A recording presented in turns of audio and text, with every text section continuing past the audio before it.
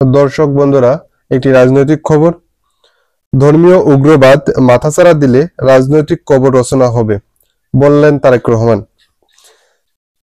এইরকম একটা টাইটেলে নিউজ প্রকাশ করেছে চ্যানেল 24 গতকাল।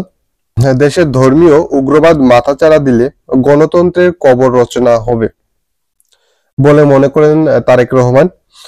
এতে দেশ ইমেজ সংকটে পড়বে বলে তিনি মন্তব্য করেছেন। বিএনপির ভারপ্রাপ্ত চেয়ারম্যান তারেক রহমান বুধবার রাজধানীর ইস্কাটন লেডিস ক্লাবে রাজনৈতিক নেতৃবৃন্দদের সম্মানে আয়োজিত ইফতার মাহফিলে ভার্চুয়ালি প্রধান অতিথির বক্তব্যে এমন মন্তব্য করেন তিনি। তিনি বলেন, ধর্মীয় উগ্রবাদী ও চরমপন্থীদের প্রতিহত করতে হবে। এখানে তিনি স্পেসিফিক কোনো সেরকম বলে নাই, বলেছেন ধর্মীয় উগ্রবাদী ও চরমপন্থীদের প্রতিহত করতে হবে, সেই সঙ্গে গণহত্যাকারীদের বিচার করাই হবে নতুন রাজনৈতিক বন্দোবস্ত।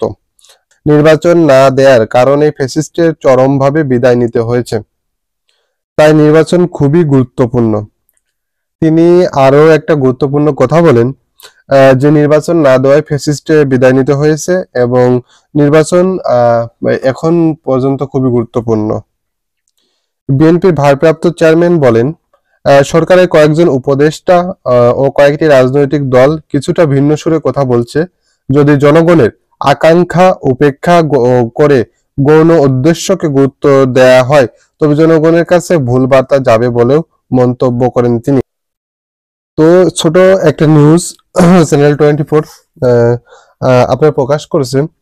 এখানে মোটা দাগে কথা হলো, তিনি স্পেসিফিক ভাবে কোন সংগঠনকে বা কোনো কিছুকে দায়ী করেননি। ধর্মীয় উগ্রবাদী যারা মাথাচাড়া দিয়ে উঠতে পারে তাদেরকে রুখে দিতে হবে এবং যদি ধর্মীয় উগ্রবাদিতা বেড়ে যায় তাহলে দেশের ইমেজ সংকটে পড়বে বলে মনে করেন তিনি।